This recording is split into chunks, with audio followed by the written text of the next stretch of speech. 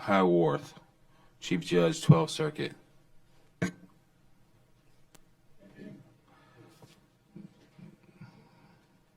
Thank you, Mr. Chairman. I am not the Chief Judge. I'm here at his request. Charles Williams, who is the 12th Circuit Judge, Chief Judge out of Sarasota, where these newspaper articles arose.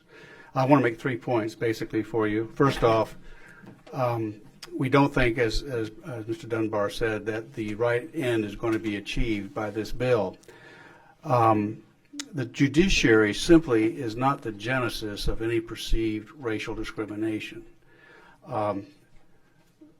Senator Roussan, you talked about 70%. In our circuit, 98% of the cases are plea bargains.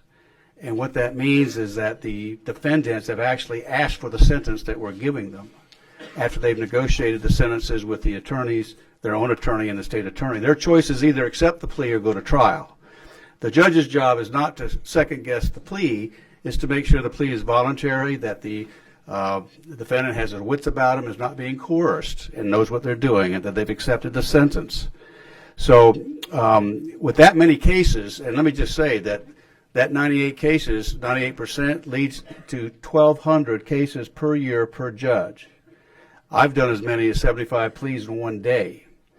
So what I'm saying is that there's no way that the most earnest judge, the most seriously committed to racial neutral sentencing, can be faulted if a post-mortem looks at his case or her cases and says, you know, there's a pattern of discrimination here.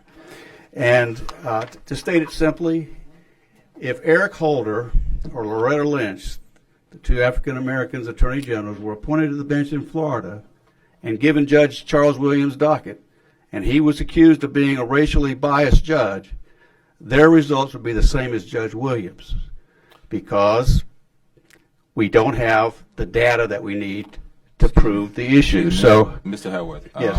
I'm going to ask you to conclude your comments. I will do that and say the third point is that the new College of Florida, which is the Honors College of Florida, has made a very serious study of this. They'll be having a report coming out, and basically what they'll say is that the methodology used by the newspaper is flawed, and you cannot trust the results. Thank you. Thank you, Senator. Thank you, Mr. Chairman. And based on the judges and obviously the Judges Council's comments, you know, I don't feel comfortable moving forward at this time. I would love for them to be able to get together and work through this issue. And so I'm going to make a motion to temporarily postpone this bill at this time, so hopefully it will come back and be a kind of a negotiated settlement here as to what data we want to collect, because I just don't feel comfortable moving it forward right now.